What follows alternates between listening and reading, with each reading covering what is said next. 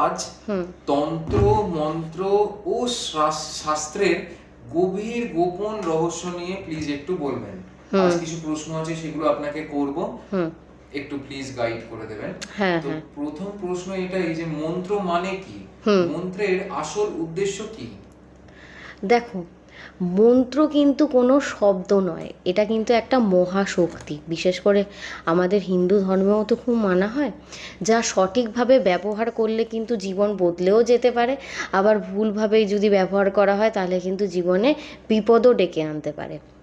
তাই শাস্ত্রে বলা আছে, মন্ত্রহি পরমদেব, মানে মন্ত্রই হলো পরম দেবতার কিন্তু প্রতিরূপ।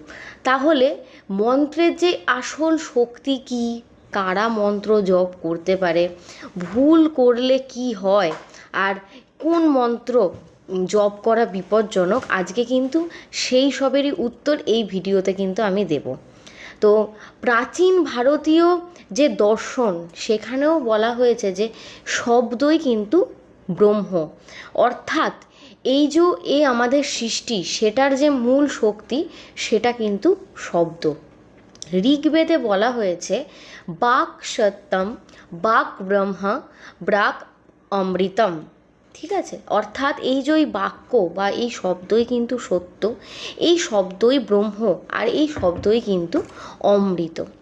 তাহলে এই যে এই তন্ত্র মন্ত্র বা এই যে শাস্ত্র অনুযায়ী এই শব্দগুলোকে যদি মানুষ সঠিকভাবে ব্যবহার করতে পারে, তাহলে কিন্তু মানুষের এই যে চেতনা বলো, মন, শরীর বা এই যে পরিবেশ, মানে আমাদের সারাউন্ডিং, সব কিন্তু পরিবর্তিত হতে পারে। কিন্তু আবার যদি ভুল ব্যবহার করা হয় তাহলে কিন্তু অনেক বড় বিপদও আনতে পারে।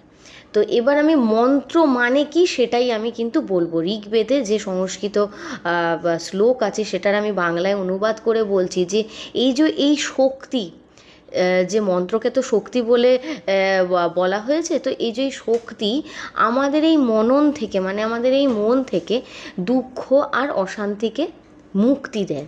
তাই জন্যই সেটাই হচ্ছে মন্ত্র। তো এই মন্ত্র কথাটা এসছে মন প্লাস ত্র, মানে মনকে রক্ষা করার উপায়।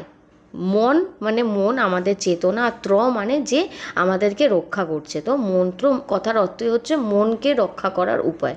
তো এই মন্ত্র মূলত শব্দ, স্পন্দন বা কম্পন, যে ভাইব্রেশন বলি আমরা ইংলিশে, আর শক্তির কিন্তু সমন্বয়।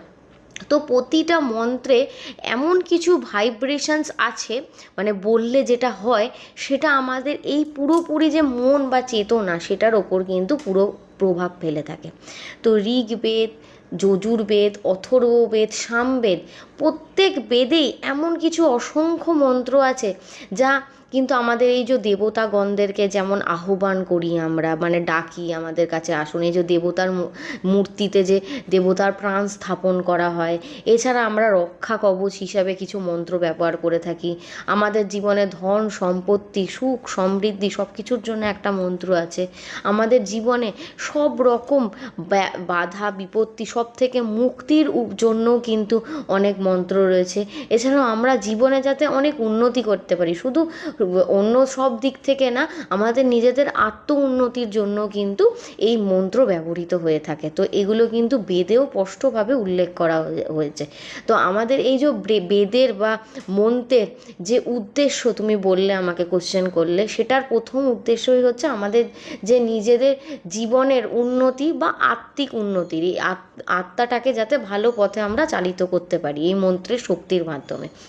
এরপরেই বলবো, আমরা যখন কোনো জিনিস কনসেন্ট্রেশন করতে চাই, যখন ভগবানের প্রতি আমরা কনসেন্ট্রেশন করতে চাই, বা তাদেরকে আমরা যখন মন থেকে খুব চাই, তখন কিন্তু এই মন্ত্রের প্রয়োজন হয়।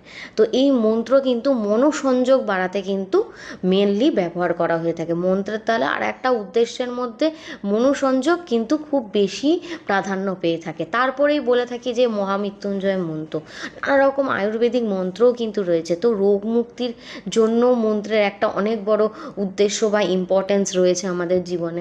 এছাড়াও বলে থাকি অনেকে শত্রু নাশ করার জন্য বা নিজেকে শত্রুদের হাত থেকে রক্ষা করার জন্য কিন্তু মন্ত্র ব্যবহার করা হয়ে থাকে। অনেকে তন্ত্রমন্ত্র করে অনেকের ক্ষতিও করে থাকেন, সেখানেও মন্ত্রের একটা উদ্দেশ্য রয়েছে। এছাড়াও এই ভগবানকে প্রাপ্ত করার জন্য কিন্তু মন্ত্রের অনেক ইম্পর্টেন্স রয়েছে।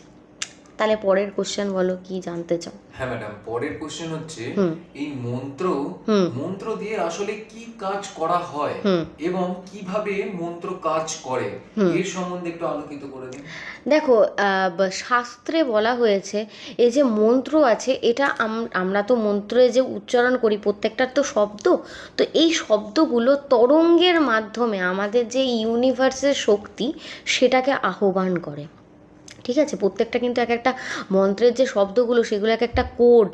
সত্যি কথা বলতে হিলিং কোডও বলা হয়, বা আমাদের এই যে ব্রহ্মাণ্ডের যে শক্তি বা ইউনিভার্সাল যে পাওয়ার রয়েছে সেটাকে কিন্তু আহ্বান করা হয়। তো সঠিক মন্ত্র, সঠিক উচ্চারণ, সঠিক নিয়ম আর যদি বিশ্বাস থাকে, তাহলে মন্ত্রর যে শক্তি আছে সেটা কিন্তু আমাদের এই ইউনিভার্সের শক্তির সাথে একটা কানেকশান তৈরি করবে। আর তার সাথে আমাদের যে মানুষের মন আর যে দেবতাদের শক্তি সেটাকে কিন্তু একটা সংযোগ ঘটাবে। তখনই আমাদের মনে হবে মনটা খুব ভালো লাগছে এবং আমরা সরাসরি দেবতাদের সাথে কানেকশান করতে পারছি। অবশ্যই কাজ করে, এই যে বললাম সঠিক মন্ত্র, সঠিক উচ্চারণ এবং সঠিকভাবে যদি নিয়ম নীতিতে বিশ্বাস রেখে যদি মন্ত্র উচ্চারণ করা হয়, মন্ত্র কিন্তু কাজ করে। কাজের ধরনগুলো বলি, প্রথমে কীরকমভাবে কাজ করে। অনেকে সংকল্প প্রথমে গ্রহণ করেন, যে কাজটা করতে চাইছেন বা আপনার মনের যে সংকল্পটা, প্রত্যেকেই সব পুজোর আগে কিন্তু সংকল্প গ্রহণ করে যে ভগবান আমি এই পুজোটা করছি, আপনি কিন্তু আপনার জন্য করছি, আপনি কিন্তু আমার পুজো গ্রহণ করবেন। তারপরেই বলি একটা মন্ত্রকে ভালোভাবে কাজ করার জন্য কিন্তু শুদ্ধ উচ্চারণ খুবই দরকার। উচ্চারণে যদি ভুল হয়ে থাকে, শব্দের যে মানে সেটাও কিন্তু ভুল হয়ে যায়। এরপরেই বলি এই মন্ত্রগুলোকে ভালোভাবে পাওয়ারফুল করার জন্য নিয়মিত জপ করা উচিত। এছাড়াও আমাদের মন যদি পরিশুদ্ধ থাকে এবং ভক্তিতে যদি ভরা থাকে, এই মন্ত্র কিন্তু কাজ করবে। ঠিক আছে, পরের প্রশ্ন বলো, কি জানতে চাও? হ্যাঁ ম্যাডাম, পরের প্রশ্ন হচ্ছে একজন কিভাবে মন্ত্র সিদ্ধি লাভ করতে পারে? এটা অনেকেরই প্রশ্ন। প্রত্যেকে আজকালকার দিনও, আগেকার দিনে তো বেশিরভাগ সত্যযুগ বলো বা এর আগের যুগগুলো, তো প্রত্যেকেই কিন্তু মন্ত্রে একটা সিদ্ধি লাভ করতে পারতো। তো এখন সেই সিদ্ধি লাভ করাটা মানুষের জন্য খুবই কঠিন হয়ে পড়েছে, কারণ মানুষের কাছে সময় নেই। তবে শাস্ত্রীয় কিছু পদ্ধতি আছে। প্রথমেই বলে রাখি হচ্ছে গুরুর থেকে অনুমতি নেওয়া। যে গুরু বা যাকে আপনি গুরু করেছেন তার কাছ থেকে দীক্ষা নিয়ে, তার কাছ থেকে অনুমতি নিয়ে আপনি যে মন্ত্রটা নিচ্ছেন আপনি কিন্তু জপ করতে পারেন। এবার তারপরেই বলি, আপনি যখন জপ শুরু করবেন, আপনার প্রথমে শরীর, মন, আসন শুদ্ধি এবং আশপাশের যে পরিবেশ সেটাকে কিন্তু শুদ্ধ রাখা উচিত। তারপরেই বলি, এই মন্ত্রের ওপর যদি কেউ সিদ্ধি লাভ করতে চায়, প্রত্যেকটা মন্ত্রের কিন্তু একটা নিয়মিত জপ করার দিন বা জপের কিন্তু কিছু নিয়ম রয়েছে। অনেক জপ থাকে যে 1,00,000 বার পাঠ করতে হবে, কিছু জপ থাকে 1,00,00,000 বার জপ করতে হবে, তারপরে সেই মন্ত্রের ওপর আপনি সিদ্ধি লাভ করবেন। সিদ্ধি লাভ মানে হচ্ছে সেই মন্ত্রটা আমি বলবো এবং দেবতার সাথে আমার কানেকশানটা খুব তাড়াতাড়ি হয়ে যাবে, এক্ষেত্রে অনেক বেশি সময় লাগবে না। কিন্তু কঠোর পরিশ্রম করে কঠোর জপ এবং নিয়মিত সাধনা করার ফলেই কিন্তু মন্ত্রে সিদ্ধি লাভ করা যায়। কিছু মানুষ থাকে 12 বছর, 20 বছর, 40 বছর জপ করার পর কিন্তু এই মন্ত্রে সিদ্ধি লাভ করা যায়। এছাড়া মন্ত্র সিদ্ধি লাভ যে মন থেকে করতে চায়, তাকে অবশ্যই উপবাস করার নিয়মটাকে শিখে নিতে হবে, যে এতদিন, কারণ আপনি তো বারবার মন্ত্র জপ করছেন, সিদ্ধি লাভ করবেন, বারবার উঠে যাবেন, খাবেন, সেগুলো তো করলে হবে না। তো উপবাসের কিছু নিয়ম আছে, সেইগুলো গুরুর কাছ থেকে শিখতে হবে। ব্রহ্মচর্য পালন করতে হবে। আমাদের মতো এরকম গৃহস্থ জীবনে থেকে প্রতিদিনকার যে জপের আছে সেটা কিন্তু সবাই পূর্ণ করতে পারে না। এছাড়াও এই যে আমি যে মন্ত্রটা জপ করতে চাই সেটা কোন দেবতার স্বরূপ, মন্ত্রের অর্থ সেটা বুঝে যদি ভালোভাবে করা হয় মন্ত্র জপ, অবশ্যই সিদ্ধি লাভ করা হয়। এছাড়াও স্কন্দ পুরাণে বলা হয়েছে অজপা জপতে নিত্যং যেন সর্বং সমাপতে, মানে যে মন দিয়ে ক্রমাগত জপ করে সে কিন্তু সিদ্ধি লাভ করবে, আর যে অলস ব্যক্তি সে কিন্তু কোনো মতেই সিদ্ধি লাভ করতে পারবে না।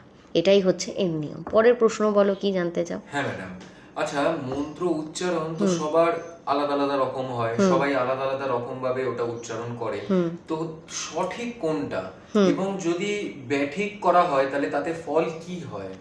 দেখো, সংস্কৃত মন্ত্রই মেনলি উচ্চারণ করা হয়ে থাকে আমাদের যে হিন্দু ধর্মের মন্ত্রগুলো রয়েছে। সংস্কৃত মন্ত্রের যে উচ্চারণে বর্ণ বলো, মাত্রা, স্বর বা যে উচ্চারণ চিহ্ন সেগুলো কিন্তু সঠিক হওয়া খুবই জরুরি। তাই জন্য একজন গুরুর যে শিক্ষা সেটাকে কিন্তু সব সময় ফলো করতে হবে। একজন গুরুই পারবেন আমাদের বা যে শিষ্য রয়েছে তাদেরকে এই সংস্কৃত মন্ত্রের যে সঠিক উচ্চারণ সেটাকে শেখাতে। ভুল উচ্চারণে কিন্তু অবশ্যই উল্টো ফল হবে। এবার দেখুন, গায়ত্রী মন্ত্রে যদি ভূর এবং ভুবাহ এই উচ্চারণ যদি ভুল হয়ে যায় সেক্ষেত্রে কিন্তু পুরো অর্থটাই বদলে যাবে। অথর্ববেদে কিন্তু একদম সতর্ক করে দেওয়া হয়েছে ভুল উচ্চারণ থেকে কিন্তু মন্ত্রের মধ্যে পজিটিভ শক্তির থেকে কিন্তু অশুভ শক্তি আমাদের জীবনে বয়ে আনবে, তখন কিন্তু হিতে বিপরীত হবে। তো পরের প্রশ্ন বলো, কি জানতে চাও? হ্যাঁ ম্যাডাম, মন্ত্র কি শুধু দীক্ষা বা গুরুর অনুমতি নিয়েই করা যায় কিংবা এমনিও কেউ শুরু করতে পারে, কোনটা সঠিক শাস্ত্র মতে? দেখো, তন্ত্রশাস্ত্র বলা হয়েছে যে গুরু ছাড়া কোনো রকম মন্ত্র, বিশেষ করে কোনো বিপজ্জনক মন্ত্র যদি জপ করা হয় সেক্ষেত্রে কিন্তু বিপদই হয়ে থাকে। তাই গুরু ছাড়া মন্ত্র জপ করা একদমই উচিত নয়। সহজ মন্ত্র যেমন এই যে নমঃ শিবায় বলো, হরে কৃষ্ণ, এগুলো কিন্তু দীক্ষা ছাড়াও করা যেতে পারে, কোনো প্রবলেম নেই। কিন্তু এই যে অঘোরী মন্ত্র আছে বা তন্ত্রের যে মন্ত্রগুলো রয়েছে, শক্তিশালী যে বীজ মন্ত্রগুলো রয়েছে বা শক্তি মন্ত্র, মহামৃত্যুঞ্জয় মন্ত্রের যে বিশেষ রুদ্র রূপের যে উচ্চারণ করা হয়ে থাকে বা যে বীজ মন্ত্রগুলো বললাম, এগুলো কিন্তু অবশ্যই গুরুর নির্দেশেই পালন করা উচিত। না হলে যদি জপ করা হয় বিপজ্জনক ফল লাভ হতে পারে। তো পরের প্রশ্ন বলো, কি বলবো? হ্যাঁ ম্যাডাম, এই মন্ত্র দিয়েই যে অনেক মানুষ বলে যে ওম উচ্চারণ এবং গায়ত্রী মন্ত্র সবাই করতে পারবে না, তো শাস্ত্র কি বলে এটার উপর? দেখো, ওম হলো প্রণব মন্ত্র, যা গভীর ধ্যানের প্রতীক। এই পৃথিবীটাও কিন্তু ওই মন্ত্রেই চলছে। তো শাস্ত্র বলে কেউ ধরুন খুব অসংযমী জীবনযাপন করেন, সব কিছু মানেন না, অপবিত্র থাকেন, মনে সবসময় অহংকার, তো এটা কলিযুগ। তাই জন্যই বলা হয়েছে যে ওম মন্ত্র যদি সঠিক নিয়মে অপবিত্র মনে যদি পাঠ করা হয় সেক্ষেত্রে কিন্তু জপ করলে আমাদের জীবনের যে মানসিক অস্থিরতা সেটাই বাড়বে। আর গায়ত্রী মন্ত্র মূলত ব্রাহ্মণদের উপনয়ন দীক্ষায় দেওয়া হয়, এখনও দেওয়া হয় সেটা। তো নারীদের বা যারা অদীক্ষিত রয়েছে তাদের জন্য কিন্তু প্রথাগতভাবে বারণ রয়েছে।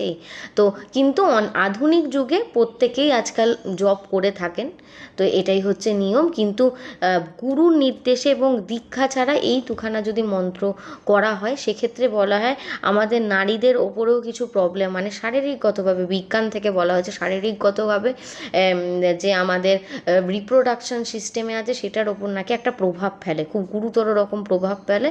এবং যে পুরুষতান্ত্রিক সমাজ সেক্ষেত্রেও নারীদের ওপরও অনেক বারণ রয়েছে। আর যারা অদীক্ষিত তাদের ক্ষেত্রেও একটা বারণ রয়েছে যাতে দীক্ষা নিয়ে গুরুর নির্দেশেই এই জবগুলো করা হয়। এটাই হচ্ছে এটার কারণ।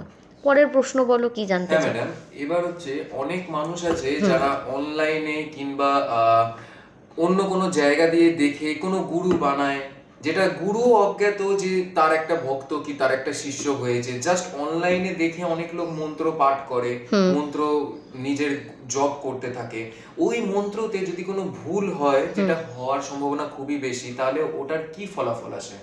হ্যাঁ, মন্ত্র যদি ভুল উচ্চারণ করা হয় তাহলে কিন্তু জীবনে বিপদ আসে, এটা কিন্তু খুবই সত্য কথা। যেমন উগ্র মন্ত্র, বগলামুখী মন্ত্র, ছিন্নমস্তা মন্ত্র বা মা কালীর যে বিশেষ রূপগুলো রয়েছে, যে অঘরী বলুন বা রুদ্র রূপ আছে, সেই রূপগুলোর যদি ভুলভাবে বা বীজ মন্ত্রগুলো যেগুলো রয়েছে সেগুলো যদি উচ্চারণ করা হয়ে থাকে, যেমন রিং, শ্রিং, ক্লিং, এগুলো যদি ভুলভাবে উচ্চারণ করা হয়, বা মহামৃত্যুঞ্জয়ের যে তান্ত্রিক রূপের যে উচ্চারণ আছে সেইগুলো যদি করা হয়, তাহলে কিন্তু অনেক বড় জীবনে বিপদ আসে। শাস্ত্রীয়ভাবেও কিন্তু সতর্কতা করা হয়েছে, গুপ্তম রাখেন মন্ত্রং, মানে হচ্ছে মন্ত্র গোপন রাখাই শ্রেষ্ঠ।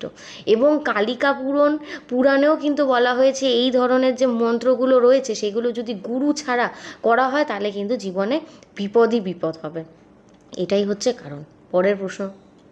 হ্যাঁ ম্যাডাম, মন্ত্র, মানসিক শক্তি ও বিশ্বাস দুটো কতটা জরুরি হলে একটা মন্ত্র তখনই সিদ্ধপ্রাপ্তি হয় কিংবা মন্ত্রটা সত্যি কাজে লাগে? হ্যাঁ, শাস্ত্র বলে দেখো, শ্রদ্ধাবান লভতে জ্ঞানম, মানে হচ্ছে বিশ্বাসী ব্যক্তি কিন্তু একমাত্র জ্ঞান পেয়ে থাকেন। তো মন্ত্র কিন্তু কেবল শুধু মুখের কোনো শব্দ নয়, এটা কিন্তু আমাদের মন, প্রাণ এবং আত্মার সাথে সংযোগে কিন্তু জীবন্ত হয়ে থাকে। তো আমরা যতটা নিজেদের মনের শক্তি এবং বিশ্বাসে মন্ত্র উচ্চারণ করব, ততটাই কিন্তু সেই মন্ত্রের শক্তি আরও বেশি বৃদ্ধি পাবে। তাহলে পরের প্রশ্ন বলো। হ্যাঁ ম্যাডাম, অনেক জন আছে যারা সনাতন ধর্মের একটা বিশ্বাসকে প্রচন্ড হুমকি দেয় এবং খিল্লি করে। সেটা হচ্ছে যে আপনি জানেন যে সনাতন ধর্ম মানে যে সবসময় পৃথিবী নাকি মন্ত্র চালায়, যেটা কি সত্যি একটা মন্ত্র পৃথিবী চালায়। তো এই মন্ত্র কি সত্যি পৃথিবী চালায়, এটা তাদেরকে একদম ব্যাখ্যা করে দিন যাতে ওরা আর উত্তর হ্যাঁ, না দিতে আমি পারে। একটা শ্লোকেই বলে দেবো জাস্ট। বেদ বলে যে ব্রহ্মাণো মুখে বিশ্বং প্রতিষ্ঠিতম, মানে ব্রহ্মার মুখ থেকে কিন্তু আমাদের যে এই যে ব্রহ্মার মুখ থেকে যে সৃষ্টি, সেটাই শব্দ, সেই শব্দই কিন্তু এই জগৎটাকে চালাচ্ছে। তাহলে এই মন্ত্র হচ্ছে এই সৃষ্টি শক্তির একটা ক্ষুদ্রতম রূপ। তো যারা বলে যে মন্ত্র কি সত্যিই পৃথিবী চালায়, তাহলে এই শ্লোকে এবং এই বেদেই কিন্তু বলা হচ্ছে, যেটা আমাদের ধর্মগ্রন্থ, সেখান থেকে আপনারা বুঝে নিন যে আদৌ চালায় কি চালায় না। আচ্ছা ম্যাডাম, আজকের তাহলে শেষ প্রশ্ন বলে এই ভিডিওটা বন্ধ করা যাক। সেটা হচ্ছে যে যারা যারা এতক্ষণ ভিডিওটা দেখছে দর্শক বন্ধু, তাদের জন্য আপনি বলেছিলেন যে স্পেশাল মন্ত্র আপনি 4টে দেবেন তাদেরকে, ওটা দিয়ে দিন। যে দর্শক বন্ধু এতক্ষণ দাঁড়িয়ে দেখেছেন ভিডিওটা জাস্ট তাদের জন্য। হ্যাঁ, সাধারণ মানুষ হিসেবে আপনারা এই মন্ত্রগুলো অবশ্যই পাঠ করতে পারেন। সেটা হচ্ছে নমঃ শিবায় এই মন্ত্রটা, হরে কৃষ্ণ হরে রাম, ঠিক আছে, ওম গাম গণপতায় নমঃ এই মন্ত্রটা করতে পারেন, শ্রীরাম জয় রাম জয় জয় রাম এই মন্ত্রগুলো। এছাড়াও যাদের মৃত্যুঞ্জয় মন্ত্রের সহজ রূপটা জানা আছে, তারা কিন্তু সেই মন্ত্রটাকে উচ্চারণ করতে পারেন। এবার দেখুন, মন্ত্র হলো আগুনের মতো, সঠিকভাবে ব্যবহার করলে আপনি আলো এবং জীবনের যে উষ্ণতা সেটাকে অনুভব করতে পারবেন, কিন্তু যদি আপনি ভুল করেন সেই আগুন কিন্তু আপনার জীবনকে জ্বালিয়ে দেবে। তাই জন্য গুরু, শাস্ত্র আর নিজের মন, এই তিনের আশীর্বাদ নিয়েই কিন্তু মন্ত্রচর্চা করুন। কারণ শ্রীকৃষ্ণ নিজে বলে গেছেন যে জ্ঞানের জন্য গুরুর কাছে কিন্তু অবশ্যই বিনম্রভাবে যাও, কারণ এই মন্ত্রই কিন্তু আপনার জীবনে আশীর্বাদ হয়েও আসতে পারে, আবার অভিশাপ হয়েও আসতে পারে। তাই দর্শক বন্ধুরা যারা এই ভিডিওটি শেষ পর্যন্ত দেখেছেন, অবশ্যই আপনার ওপিনিয়ন আমাকে কমেন্ট সেকশনে জানাতে কিন্তু একদমই ভুলবেন না। সবাই ভালো থাকুন, সুস্থ থাকুন।